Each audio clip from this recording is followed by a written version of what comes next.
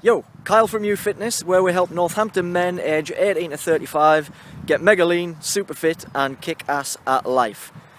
So, this afternoon I just wanted to do a quick video to tell you a little story about criticism and help you better deal with those silly motherfuckers that want to dish out the criticism despite the fact they've got no clue.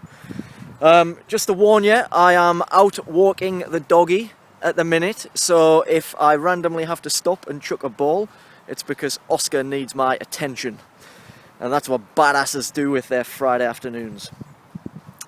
Right, so when I was 19, I was working for a local building firm, and I was basically a labourer on building sites. And back then I was a bit naive, I was a bit stupid, and I probably was nowhere near the guy that I am now, to be honest. I was probably the polar opposite. But I decided I needed to do something better with my life, so I decided that I would join the army. And I distinctly remember the blokes that I worked on these building sites with being stupendously critical, telling me things like, "Oh, you'll never do that, you little fanny," that sort of ridiculous masculine bravado that masculine northern men think that they have to portray just so they can be double hard bastards, despite the fact they're clearly not. Anyway, so I would get that sort of thing all the time. "Ah, you'll never manage, you'll be back in 2 weeks, you'll be back in 6 weeks, blah blah blah." And it got to the extent where one of the blokes even started a book to take bets on how long I would last. Get that? They started a book and took bets on how long I would last. Here's the funny thing though, not one of these motherfuckers had ever been in the army, so they didn't know what it would entail, they didn't know the mental toughness that was required, they didn't know the physical toughness that was required, and they didn't have any idea as to whether I would actually be a suitable candidate and how I would actually perform, because they had no prior experience. So, here's what happened.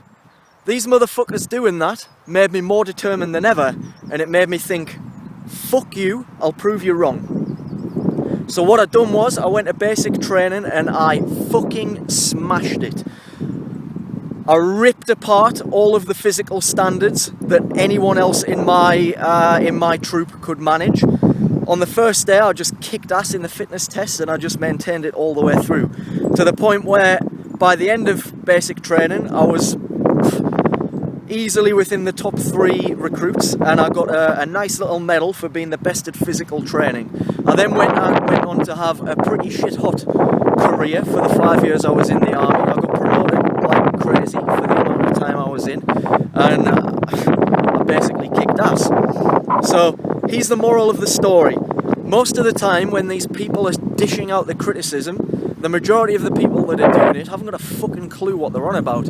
So if the people that are criticising you are people that have no idea and have had no experience of the thing that you're trying to achieve, ignore the bastards. In fact, the opposite of that, listen to them and use it as fuel to drive you forward. The only time you ever need to listen to criticism is if it's from somebody who is better than you in the field that you are trying to pursue. So if you're trying to, if